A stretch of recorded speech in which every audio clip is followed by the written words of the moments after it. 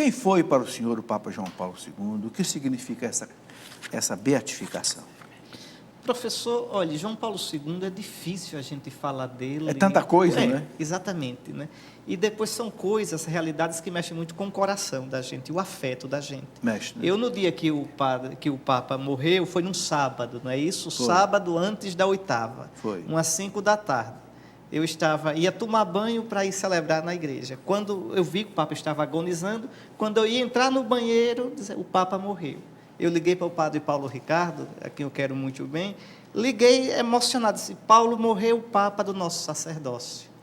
Porque a gente praticamente foi formado no pontificado de João Paulo II, a gente viu o quanto ele deu assim uma marca dele na vida da igreja. E foram 26 anos de Então, o que me pontificado. impressiona em João Paulo II, primeiramente é isso, um homem, e Bento XVI enfatizou isso na beatificação, um homem de uma profunda fé em Jesus Cristo.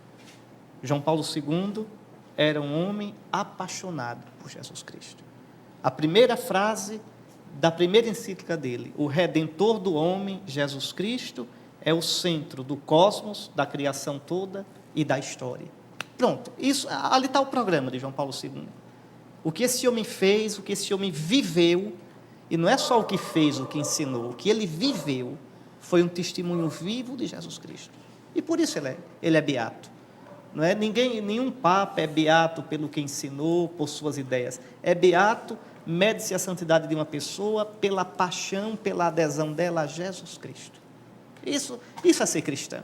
Sem dúvida. Né? Minhas ideias vêm depois. O importante é meu amor, meu encantamento, meu desejo de seguir a Jesus em todos os níveis e dimensões da minha vida. Então, isso é a primeira coisa que impressiona em João Paulo II, como impressiona em Bento XVI.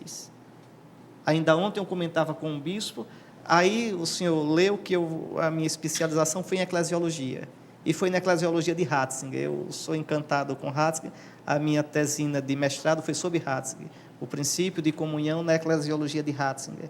E o que me encanta em Ratzinger também é esse amor dele a Jesus Cristo. Eu não vou me esquecer nunca, na missa, em que o cardeal Ratzinger abriu o conclave, na homilia, ele tem uma frasezinha, obrigado, Jesus, pela tua amizade. Que coisa linda, escutar um homem de quase 80 anos naquela época, era como se ali ele deixasse transbordar o coração, fosse quase um segredo entre ele e Jesus. Obrigado, Jesus, como que diz, nesses 80 anos, obrigado pela tua amizade. Faz lembrar São Policarpo. Mas, exatamente. Não é? Não é? Há tanto tempo que eu sirvo, há 80 anos eu sirvo, ele nunca me fez mal, só fez o bem. E o grande bem que Jesus faz é dar sentido à vida. É verdade. A gente olha João Paulo II, no final da vida, com aquele Parkinson, rosto deformado, e, no entanto, um homem de uma força interior. Aquela sexta-feira santa, indescritível, ele acompanhando a Via Sacra, na sua capela privada, abraçado à cruz. Então, esse é João Paulo II. Isso é o que mais me impressiona nisso. Depois, duas coisas. João Paulo II foi um homem que, para mim, entendeu bem qual deve ser a posição da igreja no mundo hoje. E qual é? Para mim, são duas palavras-chave. E Ratzinger, Papa Bento, continua com essa ideia. Primeira palavra, identidade. A igreja, ela não deve ter medo de mostrar o que ela é, qual a identidade dela, com toda clareza. Apesar de toda a aversão que o mundo tem hoje à igreja. Mas aí é que está, né? A gente não tem que se pautar, a nossa pauta é Jesus Cristo, não é aplauso nem crítica. Como diz a carta aos Hebreus, os olhos fixos no autor e consumador da nossa fé, Jesus. Pronto. Então, só aí eu sou livre. Se eu olho Jesus e não olho de lado, eu sou livre. Totalmente livre. Meu compromisso é com Ele, como o compromisso dele era com o Pai. Então, a primeira palavra é isso, identidade. E João Paulo II, em todo o pontificado dele, procurou fortalecer essa identidade da igreja. A identidade do padre, a identidade da vida religiosa, a identidade do leigo, a identidade do bispo. Não por acaso, os sínodos convocados por João Paulo II trataram do leigo, do padre, do bispo, do religioso. Veja, a identidade. E depois, em relação ao mundo, diálogo. Mas diálogo não é render-se. Diálogo não é negar, pelo contrário, o diálogo só é verdadeiro se eu souber quem eu sou e tiver coragem de dizer quem eu sou. Então, para mim, João Paulo II, por isso ele é tão respeitado pelos líderes políticos do mundo todo. Com João Paulo II, o papado alcançou uma coisa inesperada. O papado tornou-se não somente o porta-voz dos cristãos, inclusive não católicos, mas o papado tornou-se o porta-voz de todos os crentes. No sepultamento de João Paulo II estava lá o Dalai Lama, estavam lá rabinos, líderes muçulmanos, líderes animistas. Por quê? Porque João Paulo II foi um paladino, colocou-se em diálogo com todas essas religiões, não para dizer que é tudo igual, porque não é, a única religião verdadeira é o cristianismo, não são todas iguais, mas o fato é melhor crer do que ser ateu, é melhor ser aberto à transcendência do que ser fechado, pensar que o homem é a medida de todas as coisas, uma religião verdadeira, uma experiência religiosa verdadeira, qualquer que seja ela, se for autêntica, ela é benéfica para a humanidade, ainda que não seja a verdade plena de Cristo, mas é um caminho para essa verdade. Então, João Paulo II, ele foi capaz, de tal modo, de dialogar, que tornou-se respeitado por todas as religiões, tornou-se respeitado pelo mundo político, pelo mundo da cultura, por todo mundo. Agora, por quê, professor? Sim. Porque tinha identidade. Só quando alguém não tem medo de dizer quem é, no que crê, o que pensa e o que quer, é que essa pessoa merece respeito. A primeira pergunta, Dom Henrique, já vamos logo no assunto polêmico de hoje. Estão querendo saber o seguinte: hoje o Supremo, então, aprovou a questão da união homoafetiva. Então, eles querem, primeiro, uma pincelada geral sobre esse assunto, a posição do senhor como um bispo da igreja. E também, Dom Henrique, uma pergunta que o pessoal está fazendo.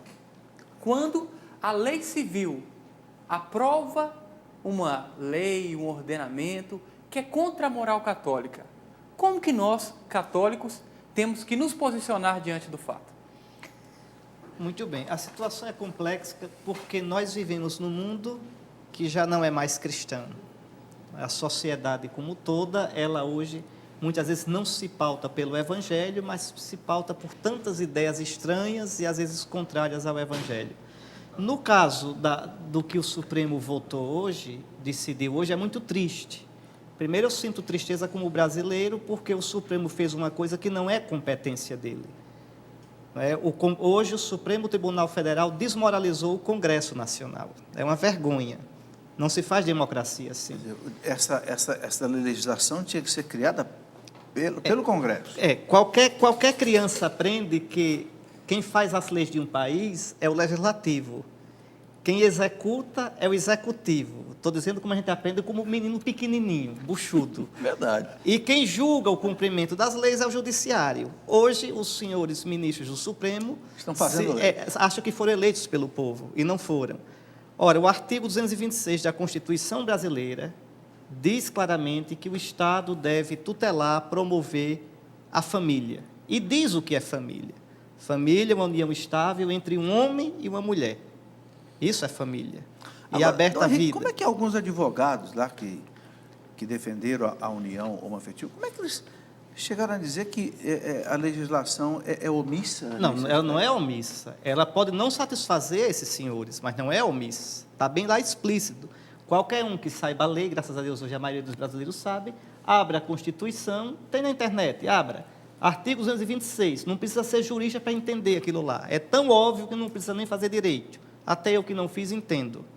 Então, se querem tornar legal, reconhecido como família, a união entre pessoas do mesmo sexo, quem quiser tem direito de lutar por isso. Qual é o caminho honesto, qual é o caminho constitucional para lutar por isso? O Congresso Nacional. É o Congresso quem faz a lei. Não compete ao STF fazer a lei. Eu me sinto envergonhado e inibido de dizer isso aqui, de dizer que os ministros, o maior tribunal, a maior corte do nosso país está errada, extrapola as atribuições dela. Então, isso é muito errado, e por motivos ideológicos. Porque você veja, o juiz ele não julga pensando no povo, não tem que julgar pensando no povo. Juiz julga de acordo com a lei. O compromisso do juiz é com a lei. Quem deve fazer a lei pensando no povo É o legislativo. é o legislativo, é o Congresso. Por isso a gente não elege juiz. A gente elege deputado e senador. Eles é que prestam contas a gente. Juiz presta conta à Constituição. Então, caberia ao STF dizer, olha, a Constituição diz hoje que a união homoafetiva não é família, nem pode ser reconhecida. Vocês querem que seja, vão lá apertar os senadores e deputados para que eles mudem a Constituição, porque não cabe a nós mudá-la, cabe a nós fazê-la cumprir. Então, você tem hoje, infelizmente no Brasil, um executivo inflado, forte demais, um judiciário que se mete a legislar e um Congresso, a essa altura, desmoralizado. Quer dizer, isto repercute na democracia. Na democracia. Nós estamos destruindo, assim, o ordenamento institucional, constitucional da nossa pátria. Democracia não se E faz isso assim. pode nos levar em que direção, Dom Henrique? Em duas direções possíveis. Uma autocracia, um governo, aí o executivo, né, um governo que pode, desprezando o Congresso, fazer como faz na Venezuela, dirige-se diretamente ao povo. É uma democracia falsa. O governo não tem que se dirigir diretamente ao povo. Não há a interdependência dos três Porque poderes. o povo, sob emoção, pode julgar errado, pode decidir errado. É por isso que a gente elege deputados e senadores, que devem nos representar, estudar em profundidade as matérias, discuti-las, avaliá-las, auscultar a sociedade e aí decidir. Isso é uma democracia decente. O outro problema é que o STF, quando julga, hoje mesmo, não julgou pensando no povo, que inclusive paga os ministros com os impostos. A maioria do povo que paga os senhores ministros é contra o que eles votaram hoje. É contra, eles são funcionários públicos. Mas veja, o que acontece? Eles julgam de acordo com os preconceitos politicamente corretos dele. Então, eles se julgam uma nata iluminada, que pode, do alto da luz deles, que não sei de onde vem, decidir entre o bem e o mal. Aquilo que o Gênesis disse, sereis como deuses, donos do bem e do mal. Mas a Escritura também diz que quando o homem faz isso, ele morre. E a Escritura diz, vós sois juízes, no entanto morrereis como homens. Os juízes não julgam a Deus, Deus julga os juízes. A verdade está em Deus. O juiz julga de verdade quando julga de acordo com as leis que Deus imprimiu na consciência humana, na natureza e revelou na Escritura.